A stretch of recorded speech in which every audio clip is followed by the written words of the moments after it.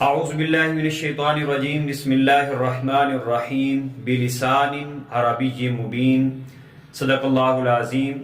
السلام علیکم ورحمۃ اللہ وبرکاتہ۔ عربی زبان کی بے شمار خوبیوں میں ایک نمایاں خوبی یہ بھی ہے کہ یہ ایک خالص زبان ہے۔ مراد کہ دنیا کی جتنی بھی زبانیں ہیں اس میں کسی نہ کسی دوسری زبان کے الفاظ جملے ضرور شامل ہیں۔ عربی زبان وہ واحد زبان ہے کہ اس میں کسی بھی دوسری زبان کا کوئی لفظ شامل نہیں ہے۔ عربی زبان اہل جنت کی زبان ہے، ہمارے نبی صلی اللہ علیہ وسلم کی زبان عربی، اور آقا علیہ الصلوۃ والسلام سے رب نے جب بھی خطاب کیا تو عربی زبان میں خطاب کیا۔ قرآن کی زبان عربی، اس لیے عربی زبان سے محبت کیجیے، اپنے بچوں میں عربی زبان کا شوق پیدا کیجیے، رغبت دلائیے۔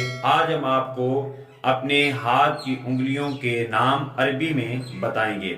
جس طرح ہمارے بچوں کو انگلش اردو میں یاد ہیں، اسی طرح بچوں کو عربی میں بھی یاد ہونا چاہیے۔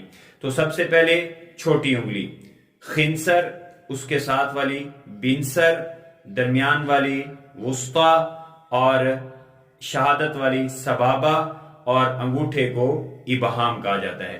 یہاں پر سمجھ لیجئے، سب سے چھوٹی خنصر، اس کے ساتھ والی بنصر، درمیان والی وسطی، شہادت والی سبابہ، انگوٹھے کو ابہام کہتے ہیں۔ انگلش میں بھی سمجھ لیجئے، انگوٹھے کو تھم کہا جاتا ہے، اور اس طرح شہادت والی انگلی جس کو عربی میں سبابہ کہتے ہیں، اس کو انڈیکس کہتے ہیں۔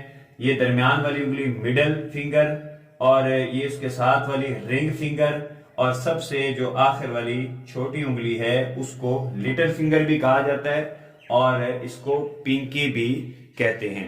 اگر آپ اس کو اردو میں یاد کریں وہ اس طرح ہوگا: انگوٹھا، شہادت والی انگلی، درمیان والی انگلی، انگوٹھی والی انگلی، اور یہ چھنگلی۔